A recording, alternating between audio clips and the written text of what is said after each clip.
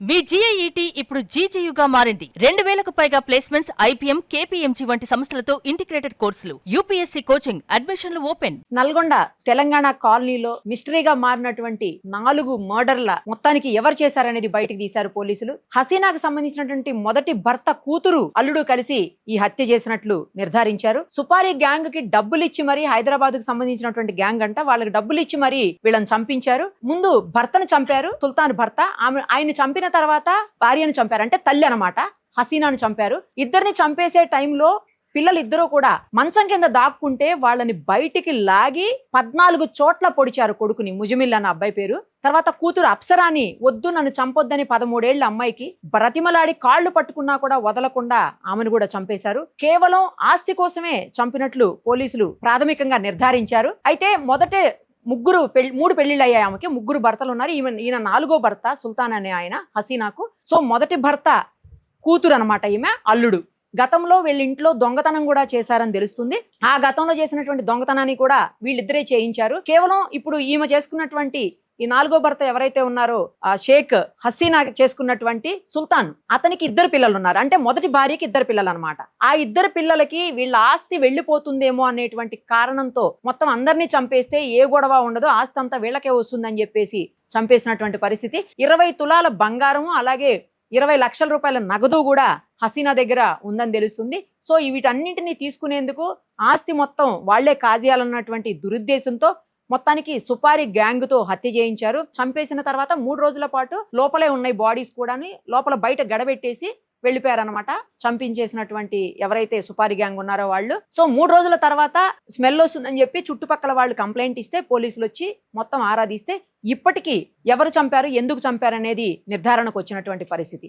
ఎంత దారుణం! కన్న తల్లి, సరే ఆయన అంటే తండ్రి కాకపోవచ్చు కానీ కన్న తల్లిని అలాగే చెల్లి తమ్ముడు అయ్యేటువంటి ఇద్దరిని క్రూరంగా ఘోరంగా 14 చోట్ల ఆ అబ్బాయిని పొడిచి చంపారంటే ఎంత దారుణమైనటువంటి మనస్తత్వం ఉంది, ఎంత ఘోరంగా ఆలోచిస్తున్నారు. గతంలో దొంగతనం చేసినప్పుడే సరైనటువంటి శిక్షలు వీళ్ళకి పడుంటే ఈ పరిస్థితి ఉండేది కాదేమో, ఈరోజు ఆ 4 బ్రతికుండేవాళ్ళేమో. ఆ రోజే చర్యలు తీసుకోకపోవటం, ఇప్పటికే ఆ కేసు నడుస్తుందని చెప్తున్నారు. సో ఆ కేసులో గనక వీళ్ళకి శిక్షలు పడుంటే వీళ్ళిద్దరు లోపల ఉండేవాళ్ళేమో బహుశా. బట్ ఆ కేసులో ఏమి జరగలేదు. దానివల్ల ఇప్పుడు 4 చనిపోయినటువంటి పరిస్థితి. ఘోరంగా కిరాతకంగా చంపటానికి సుపారీ గ్యాంగ్ని పెట్టుకున్నారంటే వాళ్ళ మైండ్ సెట్ ఎలా ఉందో కూడా మనం ఆలోచించాల్సినటువంటి అవసరం ఉంది.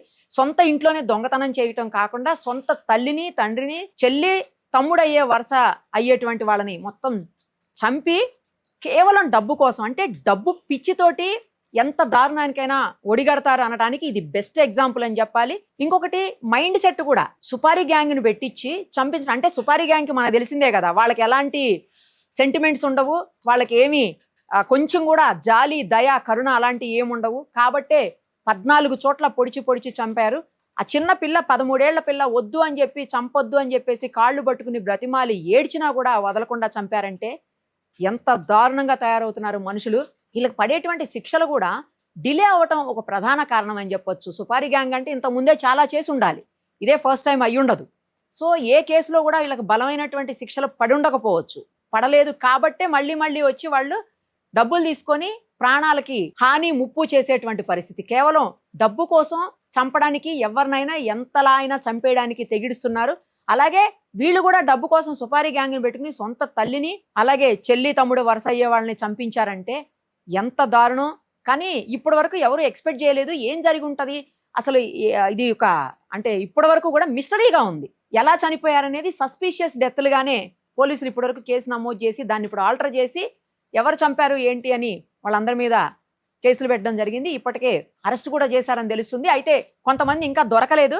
పూర్తి స్థాయిలో దర్యాప్తు తర్వాత మొత్తం అందరినీ పట్టుకొని లోపలేస్తారు. ఎంత లోపలేసినా కూడా వెంటనే అయితే శిక్షలు పడవు, కొద్ది రోజుల తర్వాత బయటకు వస్తారు.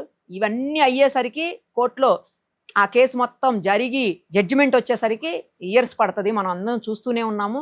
అప్పటికి కూడా పూర్తి స్థాయిలో న్యాయం జరుగుతుంది అని చెప్పి చెప్పలేము.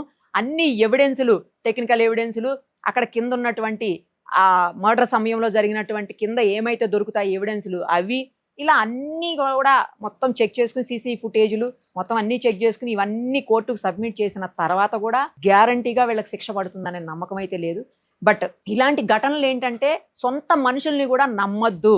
సుపారీ గ్యాంగుల విషయంలో కూడా జాగ్రత్తగా ఉండాలి. సుపారీ గ్యాంగులు ఎక్కడికక్కడ ఏరివేయాల్సినటువంటి బాధ్యత పోలీసు వ్యవస్థ మీద ఉంది. ఎట్టి పరిస్థితుల్లోనూ ఎవరిని వదిలిపెట్టకుండా కఠినంగా పోలీసు వ్యవస్థ, న్యాయ వ్యవస్థ వ్యవహరించినప్పుడే ఇలాంటి వాటిని అరికట్టగలుగుతాం.